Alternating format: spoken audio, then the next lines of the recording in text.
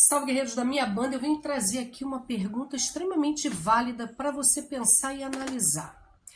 O que será que levou tantos homens a simplesmente dar dinheiro para Daniel Vorcaro? Será que foi o bronzeado Paçoquinha? Porque, gente, esse bronzeado dele é um bronzeado Paçoquinha, tá?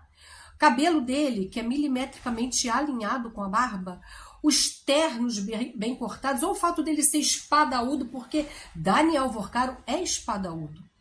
Se for isso, eu quero que alguém aqui me conte o segredo, que eu também quero aprender como que faz esse discurso. Porque, aparentemente, pelo que eu entendi até agora, o umbigo de Vorcaro, ele é um centro gravitacional aí do mercado financeiro e de alguns políticos também. Uma verdadeira constelação inteira de figuras orbitando ali ao redor dele. E eu te digo mais, uma relação simbiótica. Aquela simbiose doentia. Existe aqui um velho ditado: dinheiro compra influência.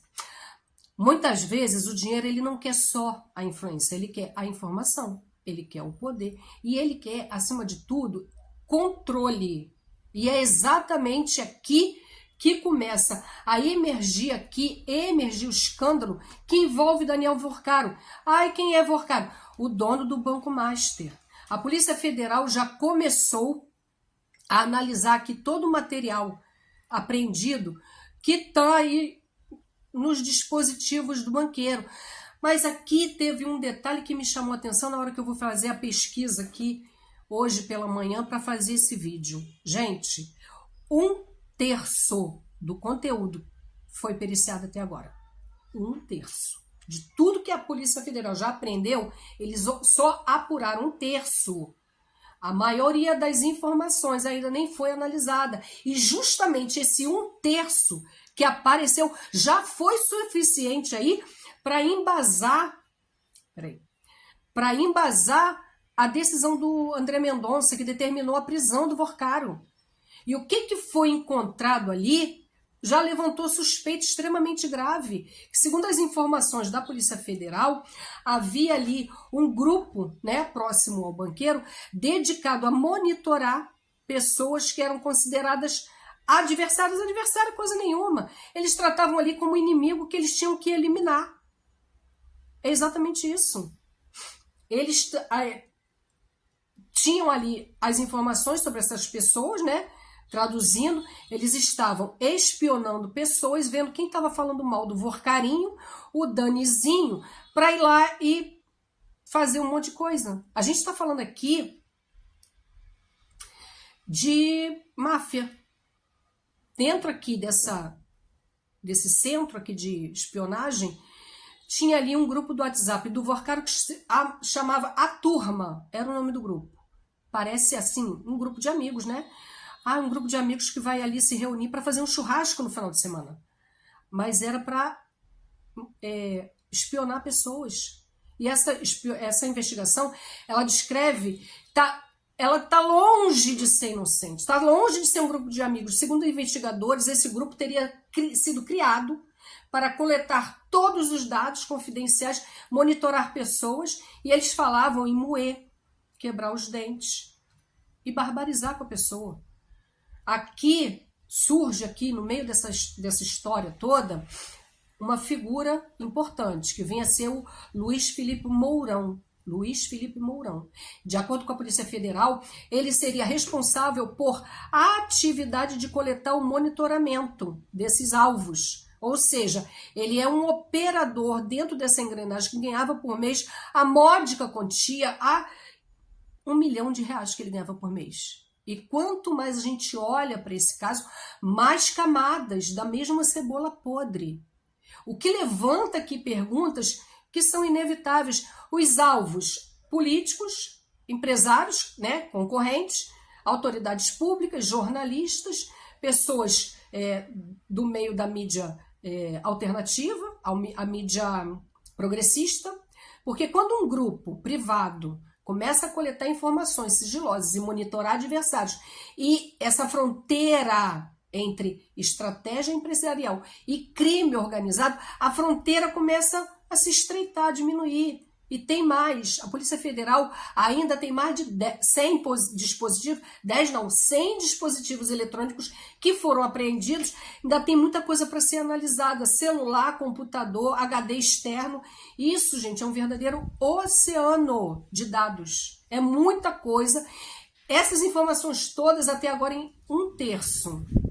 Cada um desses dispositivos que a Polícia Federal ainda não analisou, ela pode ter ali documento, planilha, registro das operações financeiras, nomes de quem eles estavam comprando, que eles iam comprar.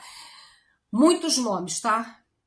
Portanto, o que estamos vendo agora pode ser apenas o começo de uma história. O começo que já envolve aí fraude, espionagem, uso de informação privilegiada. É muita informação, muita. Escândalo financeiro, pessoal, ele raramente é uma história isolada. Ele sempre ali vem acompanhado com uma coisa muito, muito pior, que é uma pororoca de churume. Sabe, o poder econômico, ele influencia diretamente os bastidores da política. Eles compram políticos, eles compram emendas constitucionais. Tem uma das mensagens que foi analisada pela CPI do INSS, o Vorcaro aparece celebrando uma proposta de emenda do Ciro Nogueira que iria beneficiar o próprio Banco Master. Olha como é que esse dinheiro compra a influência, compra o controle, compra o poder, compra tudo. A proposta, graças a Deus, ela não passou, ela não avançou, mas que estava lá, com o Ciro Nogueira lá em cima para poder aprovar, né? Convenhamos que isso aí é só um capítulo estranho, mais um capítulo estranho. E como se esse roteiro já não fosse assim tão surreal, tão absurdo. E ainda teve ontem o episódio aí, parece série policial. O tal do sicário, uma palavra nova aí que a gente aprende. Quando a gente começa a acompanhar certos escândalos, a gente vai aí, ó, melhorando o nosso vocabulário. Sicário, ele é ligado ao Vorcaro, é o tal do capanga. E ele foi desvivido, ele foi encontrado desvivido. E uma coisa importante, gente, o tal do sicário, ele estava custodiado pela Polícia Federal. Ele estava custodiado. É obrigação do Estado tomar conta dele. Talvez valha aí uma investigação para apurar quem ajudou, quem se beneficiou, quem era beneficiado com esse silêncio dele definitivo, porque certas desvivências, ela não acontece simplesmente por vontade própria. A gente tem o caso aí do Adriano da Nóbrega, do Bebiano. E quando o escândalo começa a produzir cadáveres, celulares vendidos, dezenas de gigabytes, aí, dados ainda que não foi analisado, uma coisa é certa, a história está longe de terminar.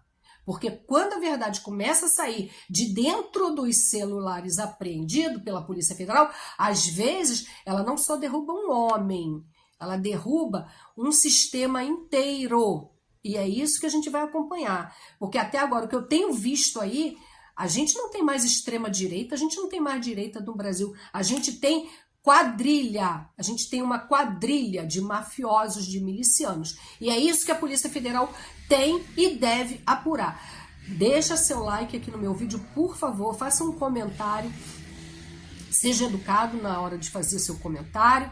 Ou você pode colocar aqui, ó, dinheiro, escreve aí dinheiro, porque o algoritmo não está entregando meus vídeos, está travando, e eu preciso que esse vídeo chegue a mais pessoas. Obrigada, fiquem bem, ó, coraçãozinho para vocês, e vamos em frente aí, porque a gente vai ter que analisar todas essas questões aí, porque a novela tá só começando.